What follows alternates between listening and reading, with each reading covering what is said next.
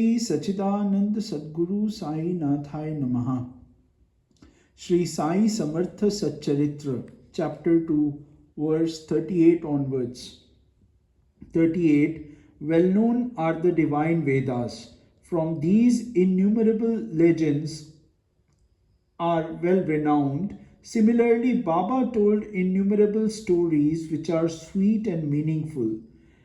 39. Listening to them attentively, other pleasures become trivial.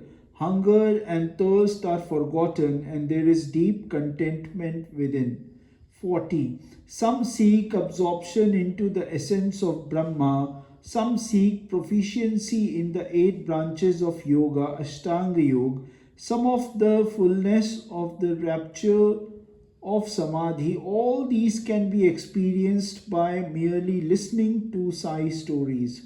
41. The chains of bondage due to karma will be completely severed. The mind illumined and bliss experienced by all the listeners of this story. 42. Therefore, I got this intense desire and inspiration to string together this garland of tales worthy of collection, believing it to be the best form of worship. 43. By only a few words falling on the ears, misfortunes of a lifetime will pass away. The one who has faith will be able to cross the worldly ocean by listening to the whole story with respect. 44.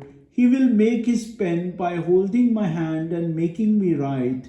I am taking the credit for namesake, but I will be just the instrument for his writing. 45.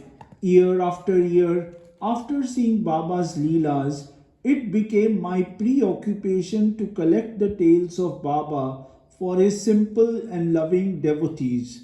46. Those who had seen Baba but whose eyes were not satiated, for them listening to the glories of Baba would be a purification and meritorious. 47.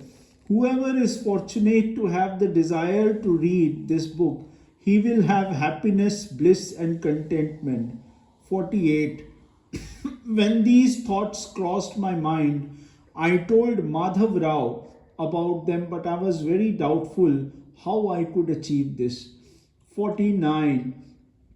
As I am past 60, wisdom has fled helter-skelter, and also due to my physical disability, my efforts may end up like an old man's prattle. 50. Let my prattling be for the love of Sai. I shall be able to obtain deliverance, elsewhere it will be useless. Hence this effort of mine. 51. Having received experiences day and night, I took a decision to write the account, a study of which will set the mind at peace and at rest. 52. I thought of presenting to listeners the self-contained and without affectation repeated utterances of Baba based on his self-realization. 53. Baba told many parables, set many on the path of devotion. All that should be collected, and this collection would be Sai's religious worship. 54.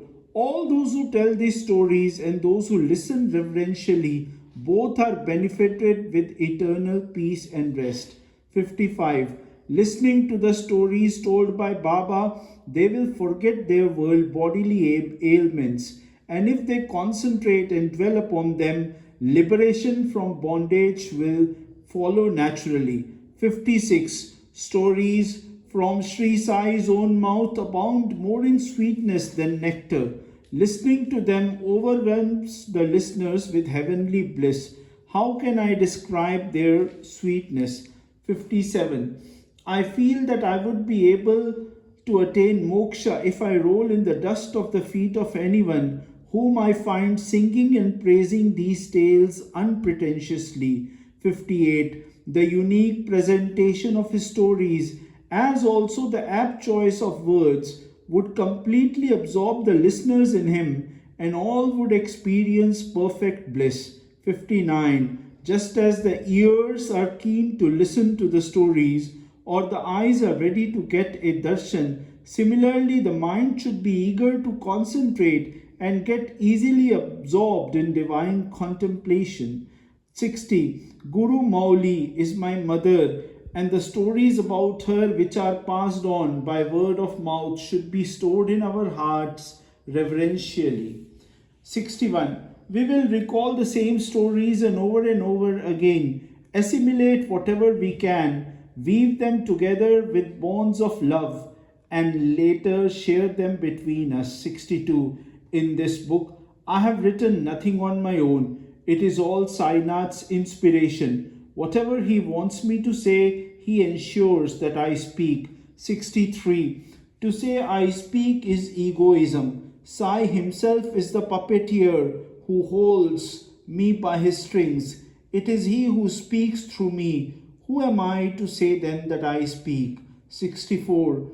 When the ego is completely annihilated at his feet, infinite bliss will ensue. The whole of worldly existence will be blissful when egoism vanishes. 65. When this thought arose, I did not have the opportunity nor the courage to ask Baba about it. As Madhav Rao came up the steps of the masjid, I told it to him. I shall continue with the other verses in the next video. Shri Sadguru Sainath Tarpanamastu Shubham Bhavatu.